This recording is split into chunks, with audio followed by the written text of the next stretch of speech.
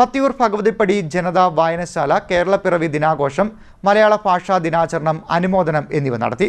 ആലപ്പുഴ ജില്ലാ library council secretary K Raghuprasad ഉദ്ഘാടനം നിർവഹിച്ചു. പത്തിയൂർ ഭഗവതിപ്പടി ജനതാ വായനശാലയിൽ കേരളപ്പിറവി ദിനാഘോഷം, മലയാള ഭാഷാ ദിനാചരണം, അനുമോദനം എന്നിവ സംഘടിപ്പിച്ചു. ആലപ്പുഴ ജില്ലാ library council secretary K Raghuprasad ഉദ്ഘാടനം നിർവഹിച്ചു. രാജ്യം 47 സ്വാതന്ത്ര്യം പ്രാപിക്കുകയും പിന്നെയും 3 വർഷക്കാലം കഴിഞ്ഞ് 1950 എഴുതപ്പെട്ട ഭരണഘടനയുടെ അടിസ്ഥാനത്തിൽ റിപ്പബ്ലിക്കാവുകയും ചെയ്യുമ്പോഴും സംസ്ഥാനങ്ങൾ ഭാഷാടിസ്ഥാനത്തിൽ രൂപവൽക്കരിക്കപ്പെട്ടിരുന്നില്ല. നാട്ടുരാജ്യങ്ങൾ എന്ന രൂപത്തിലേക്ക് നിലനിന്നിരുന്നു എന്നത് ചരിത്രം പഠിക്കുമ്പോൾ നമുക്കറിയാവുന്നതാണ്.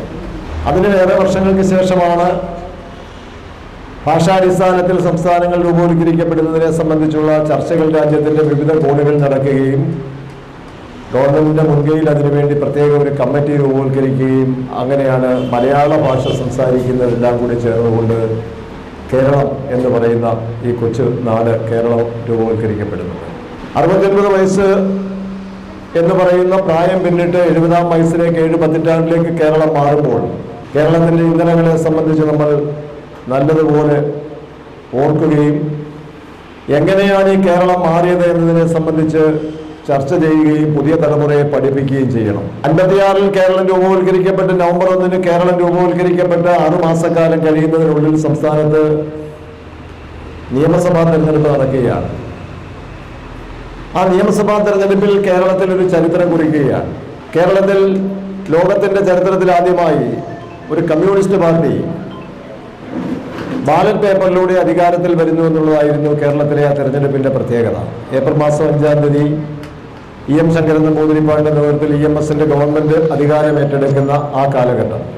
അതിനുശേഷം പിന്നീട് ഇങ്ങോട്ട് വരുന്ന ജനാധിപത്യ ഭരണക്രമങ്ങൾ ഒരുപക്ഷെ കേരളത്തിന്റെ അടിസ്ഥാന ശിലമാകുന്ന രൂപത്തിലേക്ക് ആ ഗവൺമെന്റ് വഹിച്ചിട്ടുള്ള പങ്ക് ഇന്ന് കേരളത്തിന്റെ 69-ാം പിറന്നാളിൽ അതിദരിദ്രരില്ലാത്ത നാടായി ലോകത്തിലെ ആദ്യത്തെ പ്രദേശമായി കേരളത്തെ നമ്മൾ പ്രഖ്യാപിക്കുമ്പോൾ 57-ലെ ഗവൺമെന്റും ഒരു പ്രഖ്യാപനം നടത്തി, ഭൂമിയില്ലാത്തവരായി ആരും ഈ കേരളത്തിൽ ഉണ്ടാകാൻ പാടില്ല. ഭൂമിയിൽ ഉടമസ്ഥാവകാശം ഉണ്ടാക്കി കൊടുക്കുന്നതിന് വേണ്ടിയുള്ള സമഗ്രമായ ഭൂപരിഷ്കരണ നിയമം ഈ നാട്ടിൽ നടപ്പിലാക്കിയതിനെ സംബന്ധിച്ച് പഴയ തലമുറയിൽപ്പെട്ട ആളുകൾക്കറിയാം.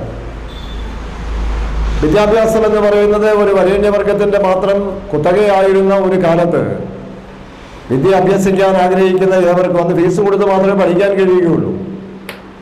സൗജന്യമായ വിദ്യാഭ്യാസം പ്രൈമറി തലത്തിൽ കൊടുക്കാൻ വേണ്ടി തീരുമാനിക്കുന്ന ഒരു തീരുമാനം ഒരു ഗവൺമെന്റ് എടുക്കുകയാണ്. ജനതാ വായനശാല പ്രസിഡന്റ് രാമചന്ദ്രൻ നായർ അധ്യക്ഷത വഹിച്ചു. ജനതാ വായനശാല കമ്മിറ്റി അംഗം പത്തിയൂർ ശ്രീകുമാർ സ്വാഗതം പറഞ്ഞു. Taluk library council secretary professor TM Sukumarababu മുഖ്യപ്രഭാഷണം നടത്തി. 14-ാം വാർഡംഗം ഗീതാ വിജയൻ സമ്മാനദാനം നിർവഹിച്ചു. സുജാത സരോജം ആശംസാ പ്രസംഗം നടത്തി. ജനതാ വായനശാല സെക്രട്ടറി സുരേഷ് കുമാർ KR നന്ദി പറഞ്ഞു. CDNet news Kayamkulam.